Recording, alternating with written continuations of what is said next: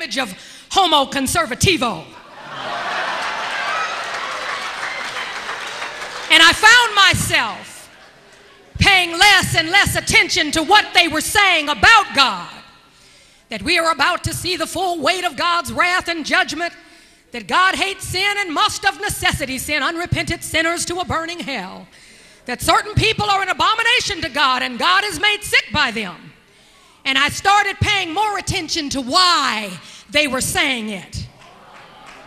It came to me after about 2 years of this, about my sophomore year in college, that all of these discussions and teachings about hell and sin and iniquity and judgment and obedience and wrath really pointed to a deeper issue, a deeper question really. And I began to ask myself, what is their image of God?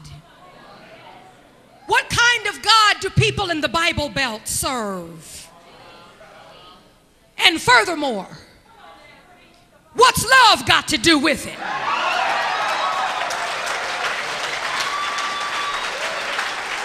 It seemed to me at the time that they worshiped a God who actually does enjoy inflicting punishment without mercy on some, while giving mercy without judgment to others, making distinctions for reasons that I simply did not understand. I didn't really get it, but I was able to see patterns. For instance, this brand of fundamentalist religion went hand in hand with all types of bigotry. Against blacks and other people of color, against women, against gays and lesbians. There were always people to be demeaned in the name of God. And this bigotry was always supported by the Bible. Most often lifted out of its historical and narrative setting, the Bible was a kind of timeless textbook with no history or context, where truth for all times, situations, people, and places was hermetically sealed inside it. I went to school with some fundamentalists, and the reality was that I liked some of them, and I do even today, and I couldn't totally dismiss them. So I found myself regularly doing a kind of casuistry on evangelical fundamentalism, because I had some fundamentalist friends and I had not fully learned how to dismiss people whose views hurt me. Somebody say, thank God. And I kept trying to affirm some of their views about God that didn't resonate with my own experience of God. This whole process was for me very much like computer patching. Somebody writes a piece of software, they publish it and sell it, it gets in the hands of tons of people, and then the author realizes that something is wrong with it. It is not working effectively, or it has a bug, and they send out a patch.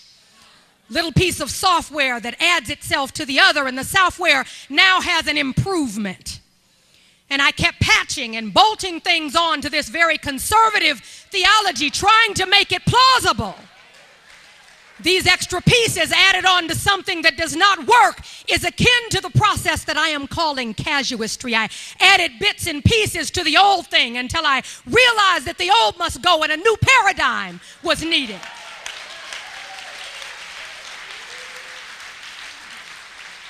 And for a long time, I didn't have any sense of coherence at all.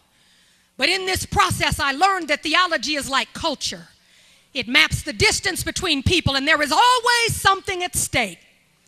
I learned to start asking, what is at stake for real people?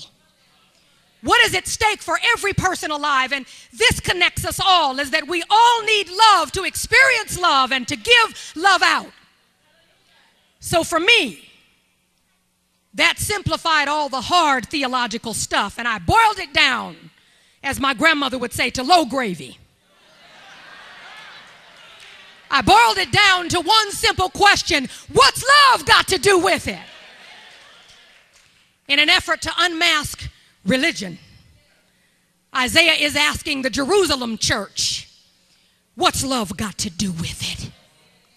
What does love have to do with all of the church's piety and ritual and sacrifice and worship? Isaiah sees the endless suffering of the people in his world, and he is asking why the church in Jerusalem is busy singing and shouting around the campfire of religion.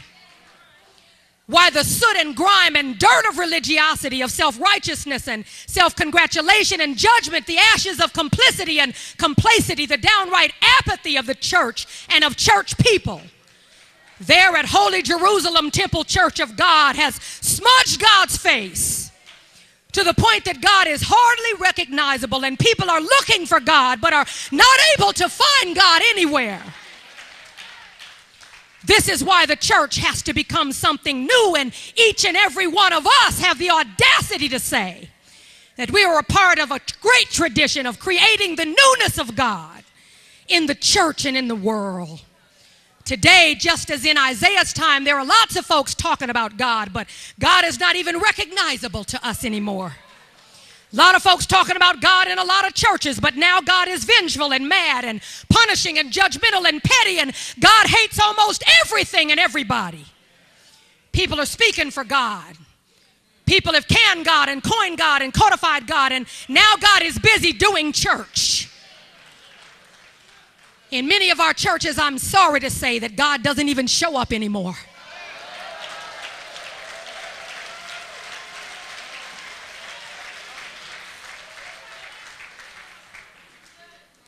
And now, right now, some kind of parochial, bigoted, petty, angry, violent, punitive, phantom God is running our government.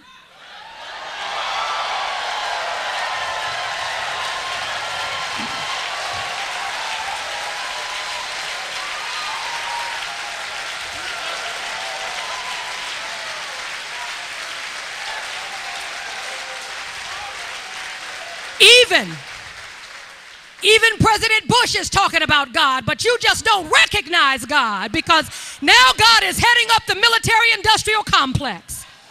God is going to war, and God is busy making more body bags to hold poor young people who want to be all they can be. God is pretty busy these days running the prison-industrial complex too. God is the new prison warden making lots of money on poor black and Latin men and women, doing cheap labor to fund billion-dollar contracts for corporations getting tax breaks and other government subsidies. Preacher, you've not been looking in the right places. God is around. God has got a new part-time job on call, bombing abortion clinics and murdering gay and lesbian people in the name of family values. What's love? What's love got to do with it? What's love got to do with any of it? We continue to lurch from crisis to crisis, buried in the rubble of war and parched fields and shrinking forests and dying rivers, all beamed directly into our brains by satellite TV. During the reign of King George the Lesser,